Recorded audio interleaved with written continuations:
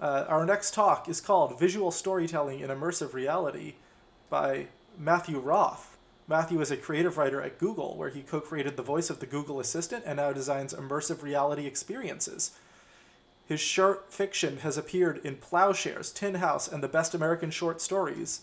He's the author of the picture book My First Kafka and keeps a secret diary at Matthew.com. And so I will now turn it over to you. I'm going to talk about a little bit about computers and a little more about stories. The title of this talk is Telling a Story with AR Core, or R Core, if you want to say it that way. Um, I put together the talk, but it's based on my work with the AR platform team at Google, which was headed by Alex Feyborg and includes a bunch of other people, many of whom did all of the amazing illustrations and animations, which I do not know how to do. My name's Matthew. I'm a UX writer at Google Daydream. I've written some video games for other folks, some old-fashioned books, and I have an MFA from Brooklyn College in writing fiction. I know this and my bio and what I'm about to tell you sounds like bragging, but I promise you it's relevant. Um, I used to do a lot of poetry slams, including performances on HBO and MTV. Mostly I'm a storyteller. And this presentation is going to be about how to tell stories as a developer, as a designer, as someone with a pretty cool tool, using the techniques at your disposal. One other thing is that I'm afraid to log back onto Twitch because my connection is so precarious. So if you have any any questions to fling me in the moment, I don't know, just ping me. It's my first name spelled weird at Gmail. But I don't want to disturb anything. So I'm just going to keep jumping into this. I first came to Google to be one of the initial writers for this little fellow. That was in the middle of 2016. My interview was literally the day of Google I/O, which is like the big Google Woodstock Nerd Fest. It was the day the Google Assistant was to be announced. It was going to first be launched on a chat program called Allo, with smart speakers to follow in fall. The only problem is we didn't have any content. So this is how I was hired. My manager to be put an ad on a local New York City video game chat, searching for someone to make video games without video. At the time, we had no idea what that meant. Remember, only a few people in the world knew what a Google Home was. This was my first task at Google, conceiving of an audio-only way to do something that, for all intents and purposes, no one had ever done with audio. These days, I am working in almost the exact opposite medium, immersive computing. That's virtual reality, augmented reality, anything you can see that isn't really there. Ideally, the written word will intrude as little as possible, but our goal is the same: to take the user through an experience as naturally as we can, and to have our users spend the minimum time thinking about the medium that the experience takes place in, and the most time being in that experience and participating in it and interacting with it. That's the most important part, as you'll see. Spoiler alert, here's what I'm talking about today. When I talk about game design, I like to say my favorite game writing is in Half-Life 2. Famously, the protagonist says absolutely nothing. Also, you can walk away from just about every cutscene. So any words in this game, you're choosing to hear. You're being there, you're focusing on it, or you're not, which means that for the writers and the designers, we have to constantly be selling the experience, redirecting your attention, but saying it's okay, but also acknowledging to ourselves and to the player that it's okay if you're not. You're like walking around the room, you're like throwing head crabs everywhere. But if there's a cutscene going on, it's because you choose to participate in the cutscene. Anyway, that's not the heart of Half-Life 2's story. You get its story every time you turn a corner, by the architecture, by the worthless objects you can pick up and discard, by that huge strider you see now, even though you're not going to fight it till like an hour and a half later. Here's a game I love, and I am horrible at it, and that doesn't make me love it any less. Mirror's Edge. You run, like that's all you do. I mean, there's jumping and ducking and swinging, but the story of the game is its actual moments. There's a vague backstory and a silly battle or two that I still haven't worked out the controls for, but this story is almost entirely told in each moment, in each interaction. The things you see, the things you do. Okay, here's another walking simulator.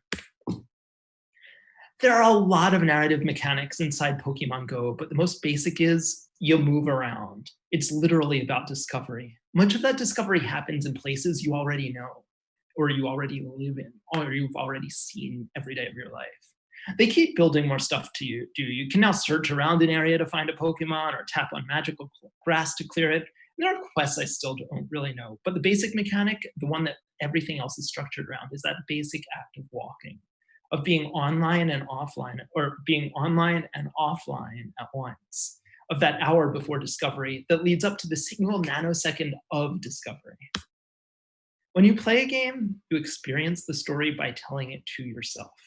Any game gives you tools, a weapon, a spell book, the ability to make monsters vanish by jumping on their heads. And by picking up these things or casting them or jumping on their heads, you're telling your own story within the boundaries imposed on you by the master storyteller, the game designer, us. This GIF is from The Wizard, a 1989 film that might be older than you are. But it makes it no less awesome to put on Power Glove. Okay, let's talk about ARCore.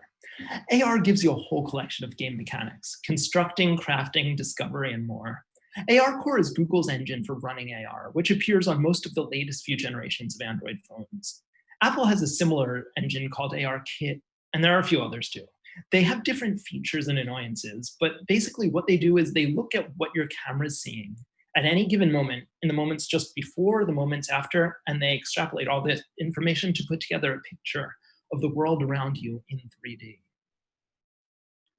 Augmented reality is a way to see virtual content in the real world. The way I explain it to my mom is VR is real you in an imaginary world. AR is imaginary objects in the real world. ARCore is a platform for building AR apps on Android phones. It keeps track of 3 variables to construct these AR worlds. There's motion tracking, environmental understanding, and light estimation.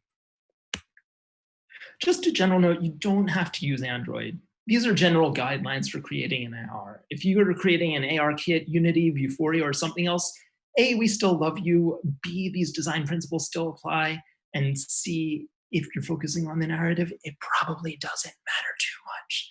Actually, so as a designer, not a developer, and as a writer, parenthetically wannabe designer, I am always looking for ways to like dig into the technology because A, if I can make myself understand it, then I can really do anything with it because my understanding is at such a basic level. And B,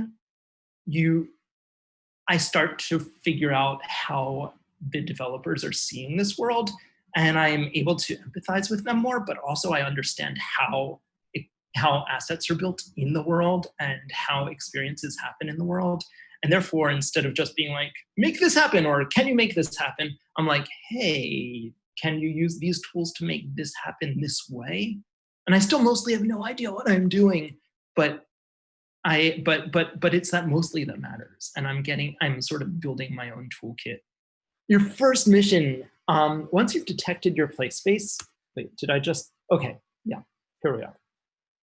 Once you've established your play space, you need to convince the user to detect their real world surroundings. This is a problem we don't have in conventional games. The user is already plugged in the power cord. The console's on, TV's on, the user is playing the game. However, with a phone, in AR experiences, your phone needs to have a few seconds of motion. There's an intrinsic delay that's built in. So we need to give the user a mission. We need to give the user an excuse to discover the world and physically move the phone around. So we give them a fetch quest. Okay, why do we hate fetch quests in games? Because they so often fill in the dead space between fighting. It's like you're saying to the player, the thing you usually do is run around and fight people. Now let's get rid of the fighting people part and just like run around for no good reason. We've effectively like freemium dequalified them. In AR, the user journey, that running around, and the technical functionality of scanning for surfaces are exactly the same. Your device and your brain are both discovering the world in harmony. That idea of discovery is at the core of the experience. This is actually procedurally generated flora.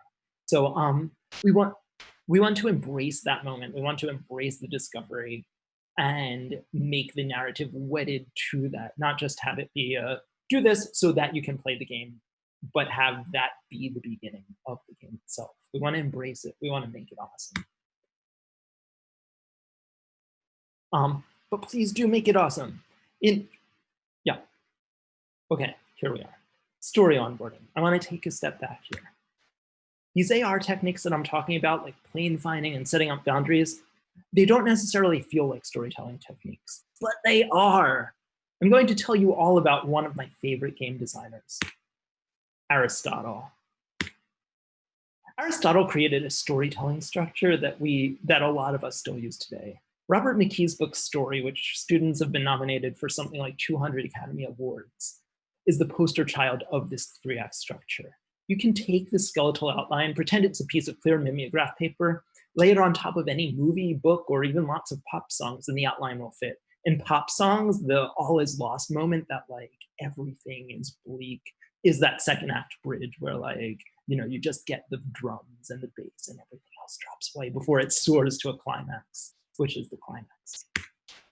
First, there's an inciting incident, an explosion, a birth, a death, your house getting lifted up by a tornado and landing on a witch. Something happens, something the main character is not necessarily in control of. Then the character reacts to it. They strap on the witch's slippers and follow the yellow brick road. That's the Act 1 climax. That's the hero's call to action. And then Act 2, which is most of the experience. This is the million quests in a video game, or the middle hour and a half of a 2-hour movie, is a series of events where the character faces challenges. Each one gets harder than the last, and each one reveals a new part of the character, a part that the audience has never seen before. That's also why the more battles there are, the more repetitious and grindy a game gets, since it's no longer revealing something new and unseen. You're not like getting character development or character building or character like amping up new swords. You're just like, oh, another sword. Each episode or interaction gets more challenging until the end of Act 2, when a character faces complete despair. It's the lowest moment, when all is lost, the dark night of the soul.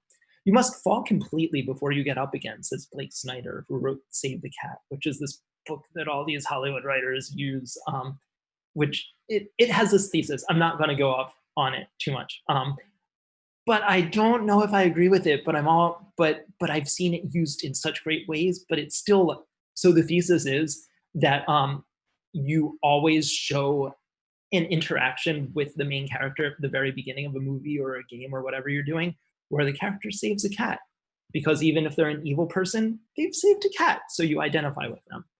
I don't know. Let's talk about that later. But then we get to the moment where we need a complete reversal from the darkest night into the final blaze of glory. So that's the story of every story, whether it's a novel or a movie or a video game. Here's another idea. It's also the story of each moment of a video game. The first moments of Pac-Man are filled with tension, the frantic thoughts of escape, of limited motion, of being eaten. I can only move left or right. Ghost monsters are rising out of their box and coming for me, followed by the ingestion of your first power pellet, the rush of empowerment. The ghost monsters are running away from me, this brief savoring of victory. I can eat them. That cycle quickly reverses itself once the effects of your power pellet wear off, leading the devoured ghost monsters to return to your cell and rejuvenate from a pair of eyes, for you to realize your mission within the game, the eradication of all the dots from the game board, followed by the continued fluctuation of power, eating another power pellet that turns the tide again, clearing the game and encountering another even harder maze. The stakes are raised, your momentary feeling of victory and safety goes away, and you vie for it again. Take your users to the highest heights, then the lowest lows, but remember, each moment is still a part of the greater structure, and each moment should, once again, feel awesome. This GIF was made by Brother Brain, and it's really awesome, and I keep watching, as you just did. But how do you make it awesome? You want to design a world that's both amazing to look at and one that reacts to your presence. Make your world real. On the screen, you're combining virtual and real world objects. So let them interact. The more they play together and roll off each other, either metaphorically or literally, the more your world will feel like an actual living inhabited place. And let players mess with it. The virtual and real world, the virtual world and the actual world are only 2 dimensions of the experience. In order to make it feel real, we need to add the 3rd dimension, the user. Let people touch, manipulate, and change as many virtual objects as you can, and as many as it makes sense to be changed and manipulated. One of the joys of creating your own reality is messing it all up and never having to clean it up. You can have a food fight in your kitchen and not have to sweep up anything. Here's the biggest obstacle to playing and designing games in AR. How do we hold our phones when we're looking at them? Like this. How can our phones work? Like this. Users can be in one of 4 positions when they use AR, either seated with your hands fixed, seated with your hands moving around, standing still with your hands fixed, or walking around or moving around in a real world space. This is actually a really cool concept. The idea behind NPR's Tiny Desk concerts, where this slide comes from, is to bring its audience not into a home or a concert venue, but into a scrappy public radio office. Tiny Desk's 300, they're called 360 concerts. They take you one step further. You're at the epicenter of the experience, almost like you've been swallowed into the office, almost like it's your first day as an NPR intern and someone's performing right in front of you. Here's a way to remind users of that. By designing the mechanics for your experience, you can change their physical position as well as their mental experience. In other words, you can blow their minds by blowing their bodies out of their seats. One of the greatest advantages we have in AR is the size of our space. It's theoretically infinite. The problem is most users don't remember that. They're like stuck here, right? So you want to give them something to chase, so they actually have to move their phone around. And that little nudging icon will help them do that. Now I'm going to talk about what players can actually do in AR. Game mechanics are the running in Mirror's Edge, the searching for Pokemon in Pokemon Go, the dying over and over again in Dead Souls. Yes, I've played Borderlands 2 for 144 hours, but the story of your experience is what's happening at each moment of the game. And like every story, you can break it down every moment into a first, second, and third act, a call to action, a hero's quest, and a culmination. You can do that for Pac-Man. You can even do it for Microsoft Word or Google Docs. You want to take advantage of the real world environment, put things just out of reach, tease users, and offer them rewards for moving around and exploring. Hidden bonus levels are a time-honored tradition. Finding them in your living room gives you an extra measure of delight. This is from the Lego's The Hobbit. Remember that first moment of joy when you hit a joystick and a character on a screen did exactly what you told them to? It was a seamless blend of the real and virtual world. My actual thumb was making fake Mario do something. You have the power to affect the world. It also means that every game is, in some sense, a first-person game. You're part of it. When you place objects in your AR scene, users will want to play with them. And the more non-necessary stuff they can pick up and play with, the more they'll want to hunt for the objects that they do need to use. In this experience, you're standing overhead. Not the greatest animation, but you can see you can set the lily pads to be on 2 different surfaces of 2 different heights. And just by virtue of like telling your phone that and having your phone realize that, it's a magical experience. It's like your phone's in the room with you. Of course it's in the room with you, but it knows the room. But you want to give breadcrumbs too. You can break reality selectively. In our AR guidelines, more on that to come, there's a lot of do's and don'ts. The don'ts are there to empower you as a designer to create a realistic AR experience. But as a world builder, you're empowered to decide when you want it to be realistic and when you want to withhold that realism. If you need to draw the user's attention to an object or an area or an evil robot, the entire world is at your command. You have lighting, shading, texture, and physics at your disposal. You can highlight things. You can play things down and move them into the shadows. Give it treasure chests intricate detail, make users want to look at it. Make backgrounds plain and dim. Be natural, be unnatural. You can tell a whole story with just a setting.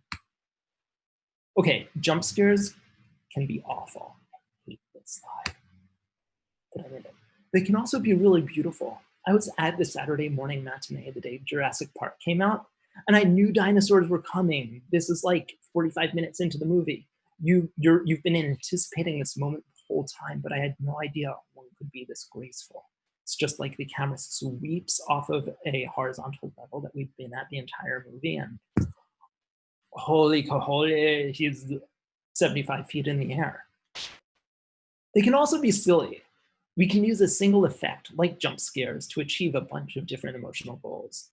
The best jump scares, all the best moments of connection happen when you forget there's a screen separating you from the movie, you from the game. Having the action right in front of you makes that separation even easier to forget. It's in my room, it's on my bed, it's right in front of me, and it's happening with me in it. One warning, you just don't want to make the user move backward without looking behind them, because that can have real world disastrous effects. Blah. At some point in the history of games, sneaking past enemies was just a way not to get killed. At some point, game designers started recording your visibility percentage, lines of sight, and sneaking became an actual measurable mechanic.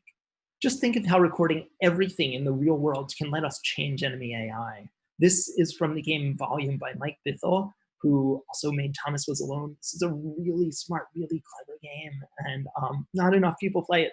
It's awesome. Anything that shows that the player shows you is a potential user input. Instead of having just 18 buttons on a controller, you've got the entire world. 17, isn't it? Blah. If your game's input is the camera, then let anything you see be an input trigger. We can record light, degrees of light, and light is especially useful because it's so easy to manipulate, when you're indoors anyway, and because it's so unexpected to the user. You can see that when the lights switched off here, cars turn on their lights and the buildings light up like at night. And it's really cool. I can say that because I didn't design it, but it's also something that the user just wouldn't expect, but we have it completely at our disposal. This is a game that's literally AR hide and seek. It's called ARG. AR. I don't know what they had in mind, but it's really cool. It's really simple. The first player chooses a spot to bury the treasure. You tap anywhere, and the game buries it there. Then you hand your phone to the next player, and they dig around until they find it. It's definitely not Half-Life 2, but the mechanic is super straightforward. There's a huge replayability factor, depending on who you're playing with and where you're playing it. This is at the AR space at Google. When you create or play in the world, but you can also do it anywhere. You can do it at your grandparents' house. The world is a shared space. This is a demo for a game that we created that I don't think it ever got released, but it was so cool. When you create or play in the world, also I didn't make this, that's why I can be like, it's so cool. When you create or play in the world, you always have the potential to interact with other users. Cloud anchors make this uniquely possible by matching virtual content with real world locations, then serving the same content to different users. All you need is another person and a path to the shared world. This game is played on 2 phones, and both phones are sensing in the same environment. There are techniques to do that. I will show you how to find them. This is a game called Virtual Reality. I agonize over how great its story is. No spoilers, but it's a slightly less evil Portal for kids. But most of all, I agonize over the simplicity and the execution of the gameplay mechanic. And it's only in 3.0. I'm gonna try to play it. I hope this works. What's this? A whisper of chartreuse dances on the horizon. Why, the sun is so beautiful. It almost looks like you could reach out and touch it. It's important to, whoa. When I said almost like you could reach out and touch it, I meant that figuratively. I'm just going. Yeah, isn't that awesome? The main interaction of the game, which you don't see in this clip, is taking on and off VR goggles and exploring new worlds. Literally, just that one motion. Your controller, you swing it to a pair of VR goggles, there's a pile lying on the ground, and you just pick it up and put it on you. And it's literally just that one thing. And they take you through dozens, maybe hundreds of worlds, giving you pretty challenging puzzles to solve. The heart of any AR experience is it's taking place in your world. And there are as many variables and gameplay mechanics as there are in the real world, in your real and virtual worlds combined. In some way, AR is a great way to create an all-access world for differently abled users to see things in their own scale. However, it comes with a whole set of new challenges. If you tell users to reach up and grab something or take 2 steps forward, what happens when your user can't reach their device or take steps? On the other hand, to some degree, AR, and especially phone-based AR, give the user control of establishing the scene and establishing boundaries. If the area they scan during the initial surface finding is an area that's accessible to them, that's physically accessible to them, they're literally setting their own limits. It's the user telling the phone, here's where I'm interacting, here's the game playing field. Don't take me up to a level that I can't walk to or reach. And in mixed reality, every environment is fundamentally a procedurally generated environment. It's a collaboration between the designer, the app itself, and the user. Here, we've added an alternate way for users to reach faraway objects. There's a reticle that stretches and extends based on the angle of your phone. This is a very googly concept. This is something that we keep talking about, having many paths to success. People who like keyboard shortcuts, people who like mouse interactions, avoided the floral there. People who want to do things the slow way. We create different paths to success. This is BioShock Infinite. It also just makes gameplay cooler. We think of different ways that people can play our game. Moving or still, sitting or standing or lying on their back, staring at the ceiling. Shooting or sneaking or using a gun or a crowbar, or creating a cyclone or swarm of bees with your hands like you do in BioShock. With the power of AR, you're literally coming into every player's house. The possibility for personalization and for making each playthrough a new experience is incredibly potent. That's the power of ARCore.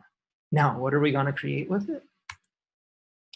You won. You sat through it all. Thank you. And thanks for dealing with all of my technical weird stuff. Just a little plug, a lot of the animations that we included come from this app called ARCore Elements. It's in the Google Play Store. You can get it on most Android phones from the past few years that have AR sensing technology, and it's free. Anyway, if you only have an iPhone, you can borrow a friend's Android, and it's really cool. And it's not a game, it's a set of techniques, but there's a bunch more. So yeah, thank you very much.